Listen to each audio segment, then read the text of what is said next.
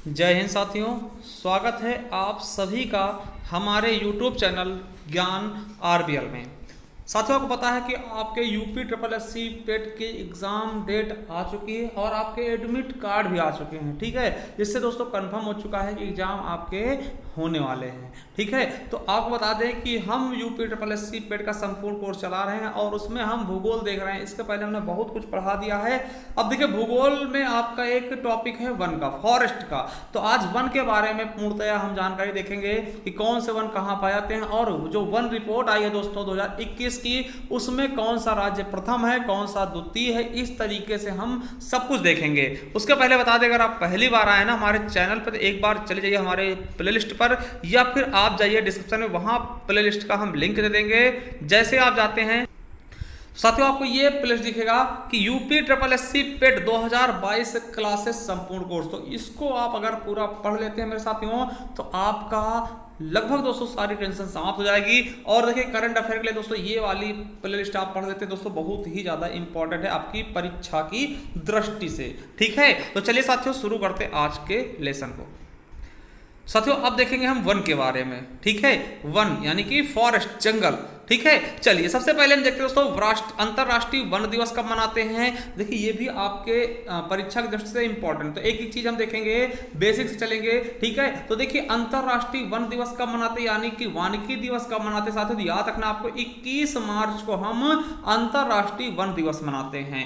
और इस बार का थीम क्या है दोस्तों, ठीक है, वर्ष 2022 का थीम क्या है इसका दोस्तों, वन का। ठीक है, अंतरराष्ट्रीय वन दिवस का तो वन और सतत उत्पादन और खपत दोस्तों, ये क्या है इस बार का थीम है। देखिए, वन से संबंधित हमारा पर्यावरण होता है, इसलिए पर्यावरण दिवस के बारे में देख लेंगे, उसका थीम देख लेंगे। दोस्तों आपको बता दें कि विश्व पर्यावरण दिवस कब मनाते हैं, तो 5 जून को मनाते हैं। और इसका थीम क्या है दोस्तों, विश्व पर्यावरण दिवस 2022 का थीम क्या है, तो केवल एक पृथ्वी। क्या साथियों, केवल एक पृथ्वी। ठीक है, ये याद रखेंगे। चलिए अब देखते दोस्तों कि हम देखते हैं एक चीज कि भारत में पहला वन सम्मेलन, समझिएगा, आपसे पूछेगा कि भारत में पहला वन सम्मेलन कब मनाया गया दोस्तों, तो याद रखेंगे कि भारत में पहला वन सम्मेलन दोस्तों नवंबर 2011 में आयोजित किया गया था, जिसकी विषय वस्तु क्या थी, बदलती दुनिया में वन। क्या था, बदलती दुनिया में वन। कब पहला वन सम्मेलन की शुरुआत की गई दोस्तों, आयोजन किया गया 2011 में। ठीक है, चलिए आगे देखते हैं। और आपको एक चीज याद रखना, देखिए जो संयुक्त राष्ट्र संघ होता है ना, वो प्रत्येक वर्ष को कोई ना कोई वर्ष घोषित करता, तो वन वर्ष का घोषित किया है। तो ये भी याद रख लेंगे कि भैया संयुक्त राष्ट्र महासभा द्वारा वर्ष 2011 को अंतरराष्ट्रीय वन वर्ष घोषित किया गया था। ठीक है, कब को दोस्तों अंतरराष्ट्रीय वन वर्ष घोषित किया गया था, तो 2011 को। और आपको ये भी याद रखना है कि जुलाई के प्रथम सप्ताह में दोस्तों वन महोत्सव मनाया था। दोस्तों कब, जुलाई के प्रथम सप्ताह में दोस्तों वन महोत्सव मनाया जाता है। ठीक है, चलिए आगे देखते हैं राष्ट्रीय वन नीति के बारे में। देखते हैं कि यहां से जो इंपॉर्टेंट होगा वो हम बताएंगे, आपको कोई समझना है, जहां इंपॉर्टेंट होगा वो मैं आपको बिल्कुल बता दूंगा। देखिए राष्ट्रीय वन नीति, देखिए वन से संबंधित कोई नीतियां लाई जाती है, भैया वन कितने % पे होने चाहिए, इनको कौन काटेगा कौन नहीं काटेगा, इन सभी के लिए वन नीति लाई जाती है, जिसको हम वन नीति कहते हैं। समझिएगा, ब्रिटिश शासित भारत में सन 1855 में डलहौजी ने पूरे देश में वनों के संरक्षण के दोस्तों कुछ नियम बनाए। इसी नियम के तहत सन 1865 और 1878 में वन अधिनियम का निर्माण किया गया। ठीक है, किसके समय में, सबसे पहले वन से संबंधित कार्य नियम किसने बनाए, तो लॉर्ड डलहौजी। दोस्तों वही डलहौजी जिसने हड़प नीति अपनाई थी। ठीक है, चलिए और दोस्तों फिर क्या होता है, तो राष्ट्रीय वन नीति दोस्तों 1994 में लाई जाती है। समझिएगा, राष्ट्रीय वन नीति 1994। देखिए सन 1994 में कौन, लॉर्ड एल्गिन द्वितीय वायसराय थे। तब सरकार ने पहली राष्ट्रीय वन नीति घोषणा की थी। इसके अंतर्गत एक विकास समिति और सभी प्रांतों में वन विभागों की स्थापना की गई। देखिए ये आपके लिए इंपॉर्टेंट ज्यादा नहीं है, क्योंकि दोस्तों ये क्या है, ये जब हम गुलाम थे तब की वन नीति है। देखिए इसमें क्या हुआ था, देखिए जो एल्गिन द्वितीय थे ना, उन्होंने कहा कि क्या करना है, एक विकास समिति बनाना है और सभी प्रांतों में वन विभाग की स्थापना करना, कि सभी प्रांत में जितने भी प्रांत थे उस समय हर एक प्रांत में एक वन विभाग की स्थापना की जाएगी। ये कहा गया था 1994 में। ठीक है, चलिए अब अगर हम आगे देखते दोस्तों, तो ये देखिए ये आपके लिए इंपॉर्टेंट है, राष्ट्रीय वन नीति 1952। क्यों? क्योंकि स्वतंत्रता के बाद की पहली राष्ट्रीय वन नीति, याद रखेंगे, स्वतंत्रता प्राप्ति के पश्चात दोस्तों 1952 में पहली बार राष्ट्रीय वन नीति की घोषणा की गई थी। इंपॉर्टेंट है ये, स्वतंत्रता प्राप्ति के बाद दोस्तों पहली वन नीति कब आई? तो 1952 में। और सबसे इंपॉर्टेंट मेरे साथियों ये वाली है राष्ट्रीय वन नीति 1988 दोस्तों, ये नई वन नीति है। क्या है? इसको हम नई वन नीति कह सकते हैं क्योंकि ये आपकी इसके बाद कोई वन नीति नहीं आई है साथियों। तो ये राष्ट्रीय वन नीति 1988 दोस्तों, ये आपका मोस्ट इंपॉर्टेंट है, जितना ज्यादा कहा जाए उतना कम। देखिए राष्ट्रीय वन नीति 1988, इसमें क्या हुआ था तो मैं आपको बता दूं, जो हमारे स्वतंत्रता पश्चात जो आपकी राष्ट्रीय वन नीति आई थी ना, उसी में कुछ संशोधन किया गया था। तो यार कहेंगे वर्ष 1952 की राष्ट्रीय वन नीति को संशोधित करते हुए राष्ट्रीय वन नीति 1988 घोषणा की गई। कौन सी 88? 1988 दोस्तों। देखिए इसकी खास बात क्या थी, सबसे इंपॉर्टेंट बात क्या थी कि इस नीति के द्वारा क्या कहा गया था कि दोस्तों भारत के कुल क्षेत्रफल का ना 33% भाग पर वन होने आवश्यक हैं। यानी याद रखना है कि आपसे पूछेगा कि किस वन नीति के आधार पर कहा गया था कि भारत के कुल क्षेत्रफल के 33% भाग पर वन होने आवश्यक है, तो आपको जवाब हो जाएगा 1988 राष्ट्रीय वन नीति। ठीक है, चलिए अब दोस्तों आपको बता दें कि जो वन नीति होता ना, मतलब कि वन रिपोर्ट होता ना, भारत वन रिपोर्ट स्थित, ये कौन देता है, ये जारी कौन करता? तो आपको याद रखना है कि भारत वन रिपोर्ट, वन स्थित रिपोर्ट, भारतीय वन स्थित रिपोर्ट ISFR बोलते हैं, कौन करता जारी? तो भारत सरकार के पर्यावरण वन और जलवायु परिवर्तन मंत्रालय के अंतर्गत आता है भारतीय वन सर्वेक्षण। क्या? भारतीय वन सर्वेक्षण, यानी कि भारतीय वन सर्वेक्षण द्वारा दोस्तों प्रत्येक 2 वर्षों में दोस्तों आपको ये जारी किया जाता है। यानी समझिएगा जो वन की स्थिति क्या है, मतलब कहां पे वन घटे हैं कहां पे बढ़े, ये प्रत्येक 2 वर्ष में जारी होते हैं। और इसका हेडक्वार्टर कहां है? तो याद रखेंगे देहरादून में। कहां है? देहरादून में इसका हेडक्वार्टर। कौन जारी करता? तो भारतीय वन सर्वेक्षण विभाग। ठीक है, भारतीय वन सर्वेक्षण विभाग द्वारा भारत की वन स्थिति की रिपोर्ट दोस्तों प्रत्येक 2 वर्षों में जारी की जाती है। और आपको बता दें कि सबसे पहले ये रिपोर्ट कब प्रकाशित हुआ? तो 1987 दोस्तों ये प्रकाशित हो रही है। और अभी दोस्तों जो आपकी नवीनतम है दोस्तों 2021 की है। ठीक है, ये 17वें नंबर की, आप 1987 जोड़ेंगे दोस्तों हर 2 साल में तो ये 17वीं निकल के आएगी। तो दोस्तों वर्तमान वन स्थिति क्या है भारत की वो देखेंगे। आपको बता दें कि भारत की वर्तमान वनावरण स्थिति, मतलब कहां पे कितने वन है वो देखने वाले हैं हम। और ये किस नंबर की है? तो जो हम डाटा देख रहे हैं दोस्तों नवीनतम है 2021 की। ठीक है, 17वीं भारत की वन स्थिति रिपोर्ट है 2021। अब देखिए कब आएगा? 2023 में आएगा। तो अभी ये आपके लिए बहुत इंपॉर्टेंट है, ये लेटेस्ट है 2021 की वन नीति, सॉरी वन स्थिति रिपोर्ट। ठीक है, चलिए इसके द्वारा मैं आपको बता दोस्तों कि भारत में वनों का प्रतिशत कितना है? तो दोस्तों 21.71% पे क्या है? वन है। ठीक है, आप देखेंगे जंगल, बड़े बड़े जंगल, जैसे कि आप जाएंगे ठीक है मध्य प्रदेश में तो जंगल मिल जाएंगे दोस्तों। इस तरीके से अगर वनों का हम क्षेत्रफल देखते हैं, वनों का प्रतिशत देखते हैं दोस्तों 21.71%। ठीक है, पूरे भारत में कितना वन है दोस्तों? 21.71%। और दोस्तों भारत में वृक्षों का प्रतिशत, देखिए वृक्षों का प्रतिशत समझते हैं। देखिए आपने देखा होगा कि आपके गांव में 2-4 वृक्ष इधर मिल गए, 4-6 वृक्ष इधर मिल गए, तो अगर उनको हम दोस्तों इकट्ठे करके देखें ना तो वृक्षों का प्रतिशत कितना है? 2.91%। कितना? 2.91%। अगर सब कुछ मिला दे, मतलब टोटल वन मिला दे और आपके आसपास के जो वृक्ष है उनको मिला दे, कितने परसेंट हो जाएगा? तो आपको याद रखना है 24.62%। देखिए आपको याद रखना कि ये रिपोर्ट 1988 जो आपकी वन नीति आई थी उसके अनुसार दोस्तों बहुत कम है। क्यों? क्योंकि 1988 में कहा गया था कि भारत के ठीक है 33% पे वन होने चाहिए दोस्तों, हैं कितने पे? 24.62% पे, कम है ना, समझ लीजिएगा। ठीक है, अब देखिए कितना है वनावरण। देखिए जो आपका ये 21.71% है ना, इसकी बात करता हूं कितना है भारत में वनावरण क्षेत्रफल में, तो आपको याद रखना है 7,13,789 वर्ग किलोमीटर पे वन है आपके। और दोस्तों 95,000 है ना, 95,748 वर्ग किलोमीटर पे क्या है आपका? वृक्ष है। ठीक है, वृक्षावरण। ठीक है, ये वाला 2.91%। और अगर टोटल हम मिला देना तो टोटल कितना हो जाएगा साथी? तो टोटल कितने दोस्तों आपके 1% है वृक्ष और वन मिला के, तो दोस्तों 8,09,537 वर्ग किलोमीटर पे टोटल वृक्ष है। ठीक है, अब देखिए जो हमारी देखिए ये 21 की जनगणना है ना, 21 की रिपोर्ट है। अब 2 साल में आती है, यानी इसके पहले 2019 में आई होगी। कब आई होगी? 2019। तो आपको याद रखना है कि वर्ष 2019 की रिपोर्ट की तुलना में वनावरण में दोस्तों 1540 वर्ग किलोमीटर की वृद्धि हुई, यानी कि अगर टोटल वृद्धि देखते हैं परसेंटेज में तो 0.22% की वृद्धि हुई, लगभग 1% भी वृद्धि नहीं हो पाई है। तो दोस्तों 1540 वर्ग किलोमीटर की वृद्धि हुई वन में। ठीक है, थोड़ी बहुत वृद्धि हुई है 2019 की अपेक्षा 21 में। चलिए सर्वाधिक वनावरण वाले राज्य देख लेते हैं दोस्तों। तो आपको पता होना चाहिए कि पहले नंबर दोस्तों अगर सबसे ज्यादा वन देखते कहां हैं तो मध्य प्रदेश में। कितने हैं तो याद रखेंगे दोस्तों, कितने हैं? 77,493 वर्ग किलोमीटर पे वन फैला हुआ है अकेले मध्य प्रदेश में। दूसरे दोस्तों अरुणाचल प्रदेश है, 66,431 वर्ग किलोमीटर पे वन है। और तीसरे पे आपका छत्तीसगढ़ है, 55,717 वर्ग किलोमीटर पे क्या है? वन फैले हुए। आपसे पूछेगा कि सबसे ज्यादा वन दोस्तों किस राज्य में है, तो आपको मध्य प्रदेश में याद रखना। कहां?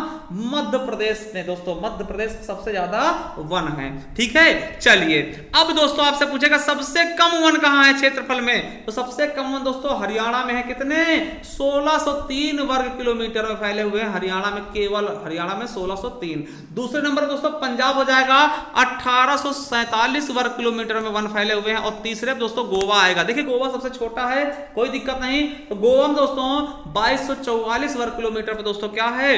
वन फैले हुए हैं। ठीक है, ये चीजें याद कर लेना है। चलिए अब दोस्तों प्रतिशत में बात करेंगे, सबसे ज्यादा वन क्षेत्र कहां है। देखिए अगर प्रतिशत में बात करें दोस्तों, अगर देखिए केंद्र शासित और राज्य दोनों मिला देना तो सबसे ज्यादा दोस्तों कहां होंगे वन प्रतिशत में? लक्षद्वीप में। दोस्तों लक्षद्वीप में 90.33% वन है और एक केंद्र शासित में प्रथम स्थान है। ठीक है, देखिए केंद्र शासित और राज्य दोनों प्रथम स्थान पे। अगर देखिए आपसे पूछेगा वह कौन सा राज्य या केंद्र शासित प्रदेश है जहां पर सबसे सर्वाधिक वन आवरण प्रतिशत है, तो वो लक्षद्वीप हो जाएगा। अब देखिए अगर राज्य की बात करें ना, किस राज्य में सबसे ज्यादा वन है, तो सबसे ज्यादा वन प्रतिशत है तो दोस्तों कहां? मिजोरम हो जाएगा। देखिए किस राज्य में सर्वाधिक वन प्रतिशत है तो मिजोरम, और किस राज्य में सबसे ज्यादा वन है दोस्तों तो मध्य प्रदेश। दोनों को आपको समझना बहुत बारीकी से। और तीसरे नंबर दोस्तों अंडमान निकोबार होगा, ये आपका केंद्र शासित प्रदेश। और दोस्तों चौथे पे होगा अरुणाचल प्रदेश। अगर आपसे देखिए मैं पूछूं कि भैया किस राज्य में सर्वाधिक वन प्रतिशत है, तो दोस्तों किसमें है? मिजोरम में सबसे पहले स्थान होगा मिजोरम, और दूसरे हो जाएगा आपका अरुणाचल प्रदेश। अरुणाचल प्रदेश में कितना है? 79.33%। ठीक है, तो ये याद रखना है, समझना भैया केंद्र शासित प्रदेश और प्रदेश में अंतर आपको समझना होगा। ठीक है, चलिए सबसे कम वन प्रतिशत कहां है, तो हरियाणा में कितना है? 3.60%। कहां पर? हरियाणा में सबसे कम दोस्तों वन भी है और सबसे कम वन प्रतिशत भी है। ठीक है, अब देखिए सबसे ज्यादा वृद्धि कहां हुई है, सबसे ज्यादा वृद्धि किस राज्य ने किया दोस्तों 2019 की अपेक्षा, तो दोस्तों छलांग मारा किसने? आंध्र प्रदेश ने। दोस्तों कितनी वृद्धि कर ली? 647 वर्ग किलोमीटर की वृद्धि करके दोस्तों पहले स्थान पे आ गए। बहुत अच्छी बात है दोस्तों, आंध्र प्रदेश की बहुत ही सराहनीय काम है दोस्तों। ठीक है, कि उसने अपने यहाँ वन क्षेत्र को बढ़ाया है। कितने?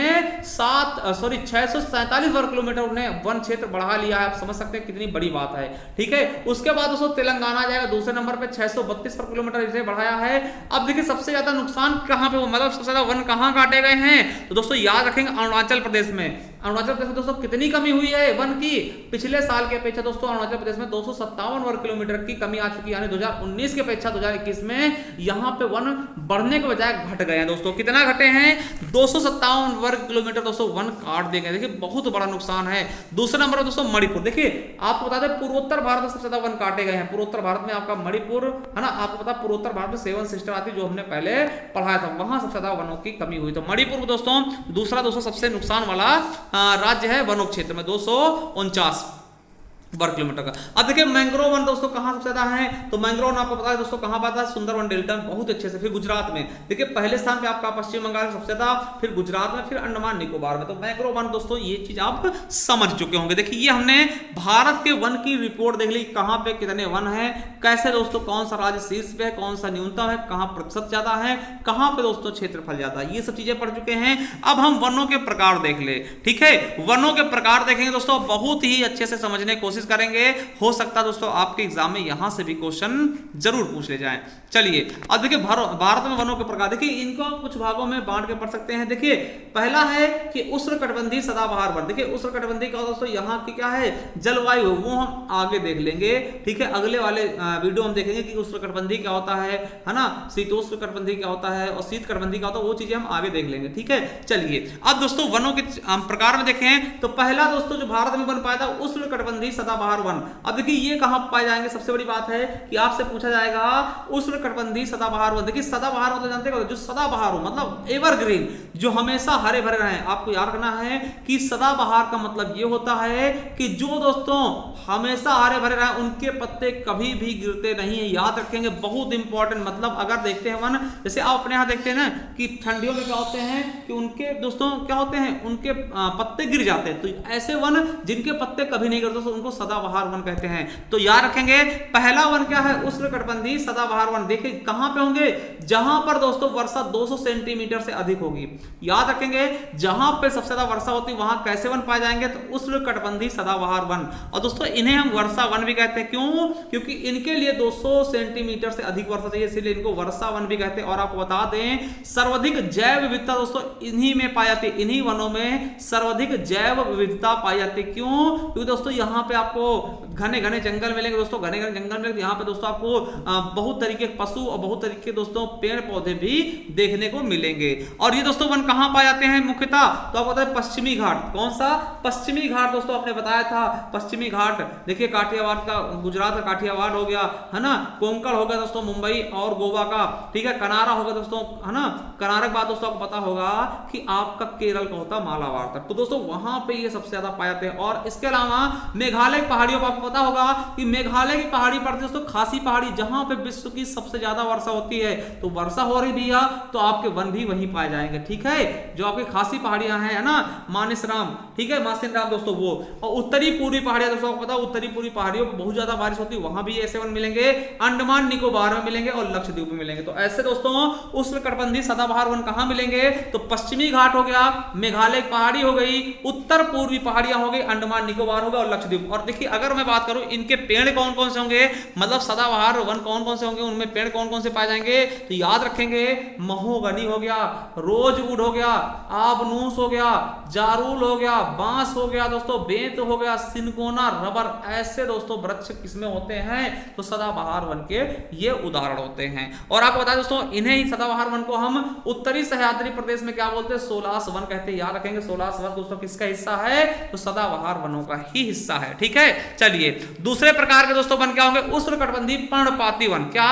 उष्णकटिबंधीय पर्णपाती वन दोस्तों। अब आपको बता दें कि जहां पर दोस्तों 100 से लेकर 200 सेंटीमीटर के बीच वर्षा होगी वहां पे कैसे वन पाए जाएंगे, उष्णकटिबंधीय पर्णपाती वन पाए जाएंगे, ठीक है। ये क्या होते हैं, तो आपको बता दोस्तों ऐसे वन जिनके पत्ते दोस्तों ठंडियों में गिरा दिए जाते हैं, मतलब पेड़ अपने पत्तों को गिरा कर ठंडी में, आपको पता होगा जब आपको दोस्तों कोहरा पड़ता है ना तो पेड़ पूरी तरीके से पत्तियां गिराता है, फिर इसमें नए पत्ते आते हैं। आपने देखा होगा आम के पेड़ क्या होते हैं, ठंडियों में उनके पत्ते गिर जाते हैं, फिर से दोस्तों नए किले आते हैं दोस्तों बौर के साथ, ठीक है। तो वो चीजें वो कैसे वन होंगे, आपके पतझड़ वन कहलाते हैं। इन्हीं को हम क्या बोलते हैं, मानसून वन और दोस्तों पतझड़ वन भी कहते हैं। किसको साथियों, तो एक बार याद रखेंगे हम पर्णपाती वनों को ही क्या बोलते हैं, मानसून वन और पतझड़ वन। पतझड़ क्यों बोलते हैं, क्योंकि ये पत्ते अपने झाड़ देते हैं यानी गिरा देते हैं।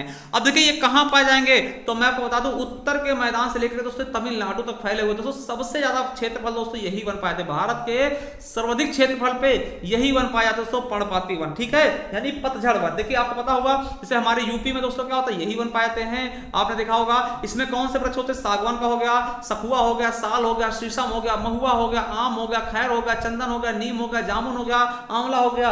वो पौधे, वो पेड़, वे वृक्ष दोस्तों जो कि अपने पत्ते ठंड में गिरा देते, साल में गिरा देते दोस्तों, उन्हें हम कौन से वन के नाम जानते हैं, पर्णपाती, पतझड़, ठीक है। ये चीजें हम इनके नाम को हम जानते हैं, ठीक है। तो ऐसे वन दोस्तों आपको दिखाई देते होंगे अपने आसपास में। हमारे यूपी में दोस्तों यही वन पाए जाते हैं और ये भारत के सर्वाधिक क्षेत्रफल में दोस्तों ये वन मिलते हैं। चलिए अगला दोस्तों उष्णकटिबंधीय कांटेदार वन। देखिए उष्णकटिबंधीय कांटेदार वन दोस्तों आपको बता दें कि जहां पर दोस्तों 70 सेंटीमीटर से कम वर्षा होती है, यानी बहुत ही कम वर्षा होती है, वहां पे दोस्तों ये कांटेदार वन पाए जाते हैं दोस्तों। कहां पे, कांटेदार वन पाए जाएंगे जहां पे दोस्तों 70 सेंटीमीटर से भी कम वर्षा होती है, यानी कि पानी ना के बराबर गिरता है। अब आपको बता दें कि जहां पे दोस्तों पानी कमी होती है ना, वहां की पत्तियां दोस्तों क्या करती हैं, वहां के पेड़ दोस्तों पत्तियों को कांटे बदल लेते हैं, ठीक है, जिससे दोस्तों वो पानी को दोस्तों क्या करे, एक मतलब कि उनका यूज कम कर सके, ठीक है। और दोस्तों इन्हें ही कांटेदार वन भी कहा जाता है। और दोस्तों ये कहां पे पाया जाता है आपको पता होगा दोस्तों, ये अधिकतर रेगिस्तान वाले इलाके में जहां पानी कमी होती है, जैसे राजस्थान में दोस्तों सर्वाधिक सबसे ज्यादा दोस्तों ये राजस्थान में पाए जाएंगे, ठीक, ऐसे वन सबसे ज्यादा राजस्थान में पाए जाएंगे, फिर दोस्तों थोड़ा बहुत पंजाब में और थोड़ा बहुत दोस्तों अपने पश्चिमी उत्तर प्रदेश में जहां पे दोस्तों थोड़ा पानी की कमी हो जाती है, ठीक है, पानी बहुत कम गिरता है, ठीक है, तो वहां पे दोस्तों ये कांटेदार वन दिखाई देगा। जैसे इसके प्रमुख वृक्ष कौन होंगे, जैसे बबूल का पेड़ हो गया, देखिए आमतौर पर दोस्तों भारत में अपने उत्तर प्रदेश में देखने को मिल जाते हैं ना, खैर का वृक्ष हो गया, खजूर हो गया, नागफनी हो गया, कैक्टस हो गया, ठीक है, बेर होगा, कीकर, जिसमें दोस्तों कांटेदार पेड़ होंगे दोस्तों, वो वाले क्या होंगे, इसी के अंतर्गत आएंगे। ये अपने मुख्यतः दोस्तों राजस्थान में मिलते हैं, पंजाब में देखने को मिल जाएंगे और अपने पश्चिम उत्तर प्रदेश में भी देखने को ऐसे वन मिल जाते हैं, ठीक है, जिनमें बीहड़ कहते हैं दोस्तों, बीहड़ का निर्माण होता है कीकड़ से, ठीक है। तो ये सब चीजें आप समझ लीजिएगा, इनको हम उष्णकटिबंधीय कांटेदार वन के नाम से जानते हैं। अब अगला दोस्तों पर्वतीय वन। देखिए पर्वतीय वन क्या होता है, ये पर्वत पाए जाएंगे दोस्तों, पर्वत की ऊंचाई वाले क्षेत्रों पाते हैं और दोस्तों मुख्यतः क्षेत्र इसका कौन सा है, हिमालय है, ठीक है। इस वजह से देवदार के वृक्ष पाए जाएंगे, है ना, और दोस्तों स्प्रूस पाए जाएंगे, सिल्वर फर पाए जाएंगे, चीड़ पाए जाएंगे दोस्तों। ऐसे वन दोस्तों क्या होते हैं, ये पर्वतीय वन होते हैं दोस्तों, ठीक है, क्या होते हैं, पर्वतीय वन। अगला दोस्तों मैंग्रोव वन या ज्वारीय वन, देखिए समझिएगा ये कहां पाए जाएंगे, मैंग्रोव वन या फिर ज्वारीय वन दोस्तों, याद रखेंगे ये वो भाग, ये दोस्तों ये वन उस भाग पे मिलते हैं जहां दोस्तों नदियों का ताजा पानी, क्या दोस्तों, यह उस भाग पे मिलते हैं जहां पर नदियों का ताजा पानी दोस्तों समुद्री जल में मिलता है, जिसके परिणाम स्वरूप दोस्तों दलदली क्षेत्र बन जाता है और वहां पे दोस्तों ये मैंग्रोव वन पाए जाते हैं। इनको हम डेल्टाई वन भी कहते हैं, क्या बोलते हैं, क्योंकि ये डेल्टा में पाए जाते हैं अधिकतर दोस्तों, कहां, डेल्टा में मिलते हैं दोस्तों। देखिए कहां कहां ये मिलेंगे, तो पहली चीज सुंदरवन के डेल्टा में, फिर गंगा गोदावरी कृष्णावरी के डेल्टा में पाए जाएंगे दोस्तों। और देखिए इनके जो प्रमुख वृक्ष है ना, मैंग्रोव वन होते हैं, मैंग्रोव वृक्ष होते हैं, सुंदरी, देखिए सुंदरवन डेल्टा नाम सुंदरवन क्यों पड़ा, क्योंकि यहाँ पे सुंदरी नामक पौधे पाए जाते हैं ना, तो सुंदरी भी याद रखेंगे। और कैजुरीना दोस्तों, केवड़ा और बेंदी, ये इनके प्रमुख वृक्ष हैं, किसके, डेल्टाई वन के या फिर मैंग्रोव वन के दोस्तों, या ज्वारीय वन के, ठीक है। आप बिल्कुल अच्छे समझ गए होंगे। अगर दोस्तों समझ में आया तो आप हमें कमेंट बॉक्स में कमेंट जरूर करिएगा कि हाँ आपको समझ में आया है, ठीक है। और आपको बता दें ऐसी पीडीएफ के लिए दोस्तों हमारे टेलीग्राम चैनल ज्वाइन कर लीजिए, जिसका नाम है ज्ञान आरबीएल ऑफिशियल, क्योंकि समय बहुत कम है, एक बार आप वीडियो देख लीजिएगा और इसके रिवीजन के लिए आपको पीडीएफ हमारे टेलीग्राम चैनल से मिल जाएगी। तो एक बार दोस्तों जा करके जरूर चैनल को सब्सक्राइब कर लें, ठीक है, और चैनल ज्वाइन कर लें टेलीग्राम को, वहां से आपको पीडीएफ हमने बहुत पहले डाल दी है, बहुत सारी डाल दी है, और जो हम पढ़ाते आते हैं उसके हम डालते रहते हैं, तो वहां से मिल जाएगी आपको ये सारी पीडीएफ। तो चलिए दोस्तों मिलते हैं हम नेक्स्ट वीडियो, तब तक के लिए जय हिंद जय भारत। और एक बार बता दें आप हमारे इस प्लेलिस्ट पे जाइए, एक बार जरूर पढ़िएगा पूरा, एक बार आप पेट का दोस्तों दोहरा लीजिएगा, बहुत छोटी छोटी वीडियो है और बहुत कम समय बहुत कुछ ज्यादा देने की कोशिश की हमने ना। और दोस्तों अगर आपका वीडियो का एग्जाम लगा है या फिर पुलिस तैयारी कर रहे हैं हिंदी की, तो बेसिक तरीके से आप इस वाले प्लेलिस्ट को पढ़ सकते हैं दोस्तों, बहुत अच्छे से आपको समझ में आएगा। उसके अलावा हमने यूपी स्पेशल की भी क्लासें आप लोगों के लिए ली है, तो आप जाकर के एक बार जरूर देखेगा, बहुत अच्छे समझ में आएगा। चलिए थैंक यू, धन्यवाद, मिलते हैं नेक्स्ट वीडियो, तब तक के लिए जय हिंद जय भारत, वंदे मातरम, thank you, love you all.